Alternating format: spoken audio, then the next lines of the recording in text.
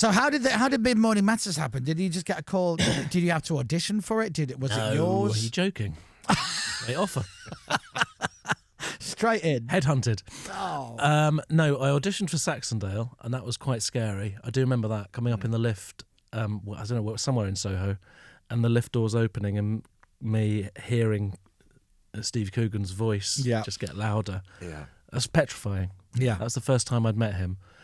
Yeah, it's quite easy to just sort of fall apart in front of... I mean, he was a hero. Yeah. I say was. Yeah, he's still with us. Don't mind the guy. He's done all right. Morning, Steve. Yeah. I used to really look up to him.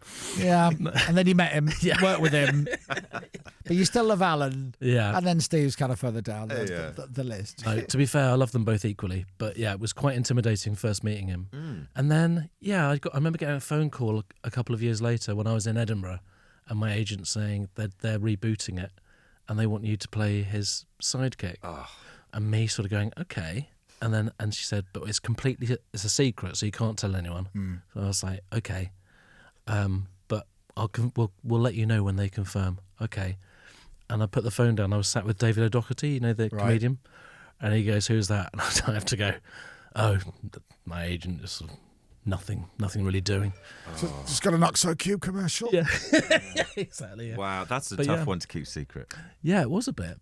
It was so brilliant, though. Mid Morning Matters. It's really, really, really good. Yeah, it's really great. good, and your character is brilliant, and you play the character so well. It's lovely. It's a lovely dynamic because, and I don't think you get enough credit for this, and Steve and the writers, because we're not used to.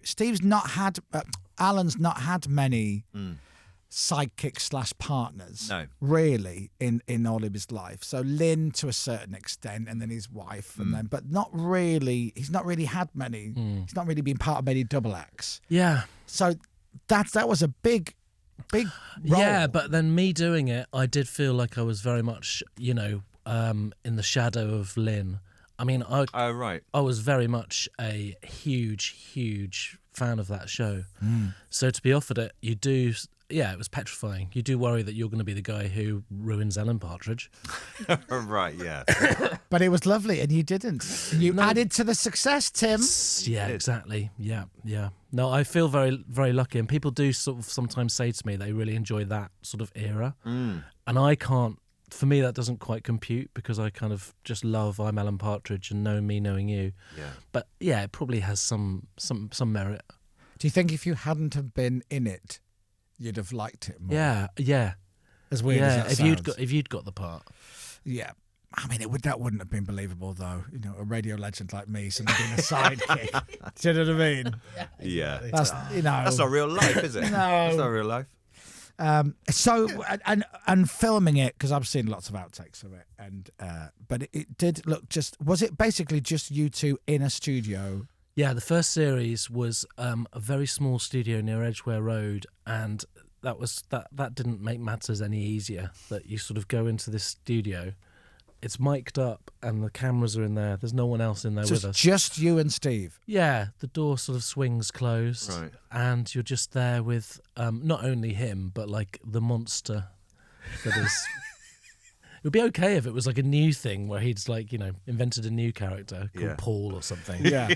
It's just the fact that the door closes and you look at him and you think, yeah, this is happening. Yeah. You're an icon. Yeah. I'm sat next to you, you're an icon. Are you just before that, like the first scene, I'd imagine, because it was all in the studio, it was all set in the studio. Yeah. So the first thing you would have filmed, and obviously you would have rehearsed, I guess, but the first thing, you're now in an enclosed room. Yeah. No camera people, no one else.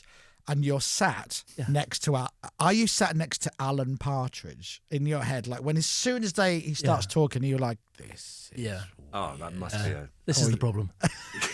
That's what you've described was the situation. Yeah. Yeah, you are. Yeah. And he's not, don't get me wrong, he's not one of these sort of, David Suchet Poirot guys. I mean, that guy stays Belgian, apparently, when he's having his lunch. Oh, well, I get it. I totally get it. He's Belgian now. Yeah. Is he still with us? Yeah. Oh, sure. I thought, oh, no. Oh, not again. You crack on. I'll find if he's still alive. I think, Coogan doesn't stay Belgian.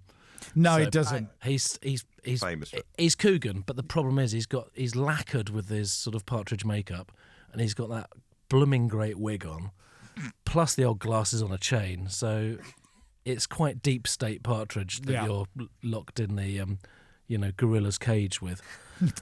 Suchet's still alive. He's 77. Thank God. Fantastic. Strength to strength. Hello, Mr. Suchet. Radio X.